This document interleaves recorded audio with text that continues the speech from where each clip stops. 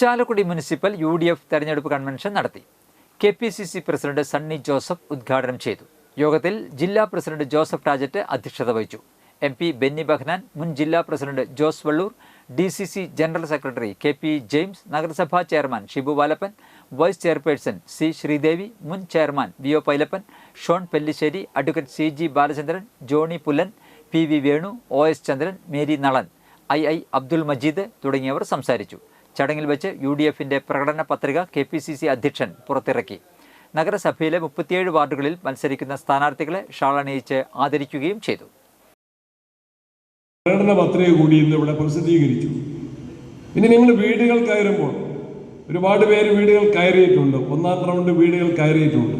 നാളെ ഞായറാഴ്ച എല്ലാവരും വീടുകളിൽ ഉണ്ടാകുന്ന ദിവസമാണ്. വീടുകളിൽ കയറുമ്പോൾ ഒരു കാര്യം പ്രത്യേകം ഉറപ്പുവരുത്തണം.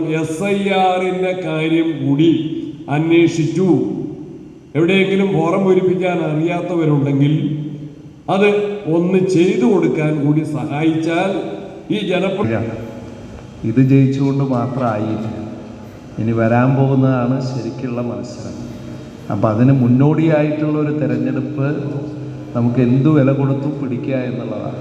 അതിന് എന്തു വിട്ടുവീഴ്ചയും ചെയ്യുക, പരസ്പരം സഹകരിച്ച് നന്നായി പ്രവർത്തിക്കുക.